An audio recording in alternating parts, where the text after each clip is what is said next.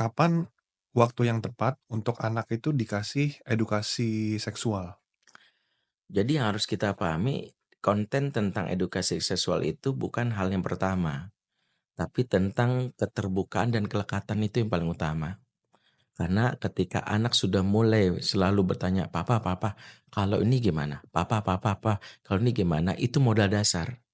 Maka waspadalah anak yang selalu mengatakan, "Nggak apa-apa, oke, is okay." Selalu diam. Saya ingin katakan gini, banyak orang tua yang selalu terjebak ke dalam istilah-istilah psikologi. Tapi memang Ustadz anak saya introvert, makanya dia nggak mau ngomong. No, introvert itu ada, tapi introvert itu untuk dunia luar. Sejatinya tidak ada anak introvert di hadapan orang tuanya. Yang ada adalah anak yang terluka dan kecewa. Anak terluka dan kecewa selalu berlindung di balik kata introvert untuk memberitahu bahwa gue nggak ngomong sama lo, tapi sebenarnya dia terluka. Karena seintrovert-introvertnya anak, jika dia punya koneksi sama bapak ibunya, khusus bapaknya, dia akan menjadi anak yang bawel. Di luar boleh aja dia masuk lingkungan baru dia, "Oke, enggak, namaku ini." "Ya, baik, alhamdulillah." Dia jangan ngobrol. Tapi di rumah dia akan spontan. Dia akan bilang, "Papa, aku tadi baru ketemu nih, Pa." Nah, itulah kenapa saya bilang, jangan fokus ke kontennya dulu. Karena sebenarnya kegelisahan anak itu bukan lagi di mimpi basah saja. Dia bertemu dengan teman baru yang berbeda. "Mama, kenapa sih ini kok, pakai lambang salib ya?" Itu kan edukasi yang mau kita berikan untuk dia nanti toleran sama orang, supaya dia tahu bahwa kita muslim, misalnya berbeda, supaya tidak perlu menyakiti, "Temanku kok nggak puasa sih?" Nah, itu kan sesuatu yang nanti dia akan tanyakan terus. Ketika dia bertanya, puncaknya ketika dia melihat sesuatu yang mungkin menggelisahkan dia. Disitulah makanya pendidikan seksualitas itu lewat dua terminologi. Satu, namanya rekayasa momen, yang kedua golden moment, merebut momen. Contoh rekayasa momen apa? Kita melihat dia sudah ada tanda-tanda, misalnya tanda-tanda sekunder, ya misalnya suaranya sudah mulai pecah, kulit mulai berminyak, kita bisa bilang, "Duduk, papa mau bicara sebentar boleh?" Kita ajak sambil jalan-jalan, karena cara terbaik untuk dialog pada anak adalah naik kendaraan. Dan Mmm, itu dipraktikkan oleh Nabi. Nabi kalau ingin menasihati atau apa naik kendaraan. kenapa Karena itu, Ustaz? karena pertama secara emosi anak merasa dinamis, tidak berada dalam ruangan karena ruangan itu statis, apalagi kalau cara posisi kita udah salah. Posisi duduk menghadap kayak gini nih seperti hakim dan terdakwa, anak Tertekan tidak gitu nyaman. ya?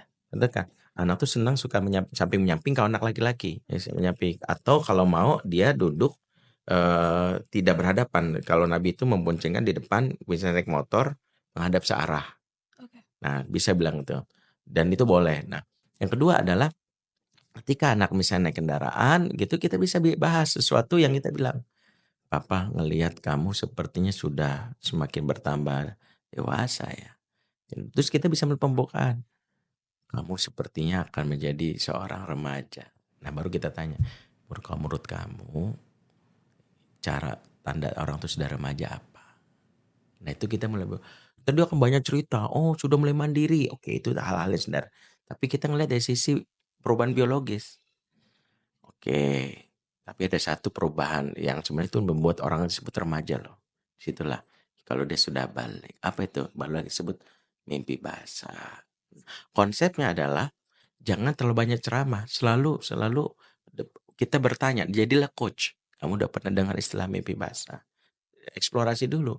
Apakah itu juga approach yang sama jika anaknya adalah perempuan? Kalau perempuan lebih mudah karena kan dia haid itu sesuatu yang pastinya dia akan mudah kedetek, "Mama, ini kok tiba-tiba darah?" Itu lebih mudah Mhm. dan itu lebih pas kalau ibunya yang lebih memberikan karena untuk pengetahuan itu harus yang experience yang sama. Mmm, Sehebat-hebatnya ibunya yang mengedukasi anak laki-laki tapi basah tidak punya experience, terus pengalamannya kemana mana ceritanya dan itu akan kita kan sebenarnya menceritakan bebasa bukan sekedar tentang prosesnya, tapi ada value di situ. Tentang bahwa dia sudah menjadi sosok harus laki-laki bertanggung jawab, dia sudah dihisap oleh Allah, dia harus sudah bertanggung jawab oleh Allah, harusnya itu. Jadi bukan sekedar, "Ini prosesnya ya Nak," karena salah satu pembeda pendidikan seksualitas yang diajarkan Islam dengan, sekedar dari barat, dia hanya menggambarkan proses. Kalau Islam selalu ada value. Apa perbedaan nikah dengan kawin? Apa kenapa disebut kemaluan?